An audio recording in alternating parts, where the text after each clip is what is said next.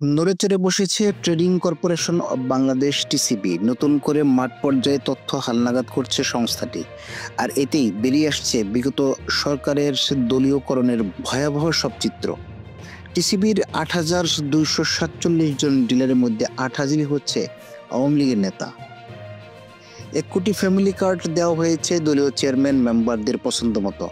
তাদের কাছে দলীয় ডিলাররাই পণ্য বিক্রি করেছেন, অধিকাংশ ডিলারই পলাতক রয়েছে। এ অবস্থায় টিসিবির আঞ্চলিক কার্যালয়ে আত্মীয় স্বজন ও স্থানীয় বিভিন্ন নেতাকর্মীদের সহায়তায় পণ্য বিক্রি করা হচ্ছে। অপরদিকে ফ্যামিলি কার্ড তথ্য যাচাইয়ে ডিসিদের ৪ দফা চিঠি দিয়েও জবাব পায়নি টিসিবি। সারা দেশে কমপক্ষে ১৩টি জেলা, ৯টি আঞ্চলিক কার্যালয়ে তথ্য অনুসন্ধান করে জানা গেছে ৫ আগস্টের পর থেকে অধিকাংশ ডিলার পলাতক। আওয়ামী লীগের পদধারী হওয়ায় অনেকের নামে মামলা রয়েছে। অনেকে আত্মীয় স্বজন কিংবা স্থানীয় বিএনপি নেতাকর্মীদের সহায়তা নিয়ে পণ্য তুলে সরবরাহ করছেন। কেউ কেউ বিক্রি করছেন ডিলারশিপ। প্রকৃত ডিলার না থাকায় অনেক জায়গায় পণ্য সরবরাহ বন্ধ রয়েছে। কিছু স্থানে বিকল্প উপায়ে সরবরাহ করছে ডিসিবির আঞ্চলিক কার্যালয়গুলো। কক্সবাজার জেলা স্বেচ্ছাসেবক লীগের সদস্য মেসার্স জাবেদ এন্টারপ্রাইজের স্বত্বাধিকারী জাবেদ মোস্তফা, নিষিদ্ধ ছাত্র সংগঠন ছাত্রলীগের টেকনাফ উপজেলার সভাপতি সাইফুল ইসলাম এবং টেকনাফ পৌর শ্রমিক লীগের সভাপতি মেসার্স জিয়া এন্টারপ্রাইজের জিয়াউর রহমান দলীয় প্রভাব কাটিয়ে টিসিবি ডিলারশিপ বাগিয়েছেন।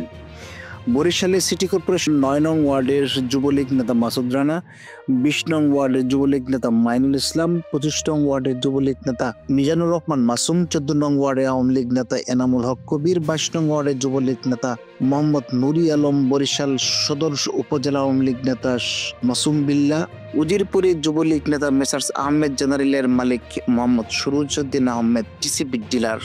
এগুলো নমুনা মাত্র। তালিকা ধরে যাচাই করলে প্রায় সবার আওয়ামী লীগ এবং এর সহযোগী ও অঙ্গ সংগঠনের নেতা হিসেবে পরিচয় পাওয়া যাচ্ছে। তবে যোগ্যতা ও নিয়োগের সব শর্ত পালন করে ডিলারশিপ দেওয়া হয়েছে বলে জানিয়েছে ট্রেডিং কর্পোরেশন অব বাংলাদেশ টিসিবির যুগ্ম পরিচালক ও মুখপাত্র মোহাম্মদ হুমায়ুন কবির। মঙ্গলবার টিসিবির তেজগাঁও আঞ্চলিক কার্যালয়ে তিনি জানান, ডিলার নিয়োগে বেশ কয়েকটি শর্ত ছিল। এসব শর্ত পূরণ করেই নিয়োগ দেওয়া হয়েছে। এক্ষেত্রে কে কোন দল সেটি দেখানো হয়নি। ফ্যামিলি কার্ড নির্ধারণ নিয়ে তিনি বলেন, মাঠ পর্যায়ে জেলা ও উপজেলা যাচাই বাছাই কমিটি আছে, মূলত তারাই এ তালিকা তৈরি করেন।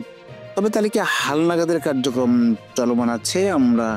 এজন্য আমরা জেলা প্রশাসকদের আইডি পাসওয়ার্ড দিয়ে প্রোফাইল খুলে দিয়েছি। অনলাইনের মাধ্যমে তারা প্রত্যেক কার্ডধারীর তথ্য হালনাগাদ করতে পারবেন।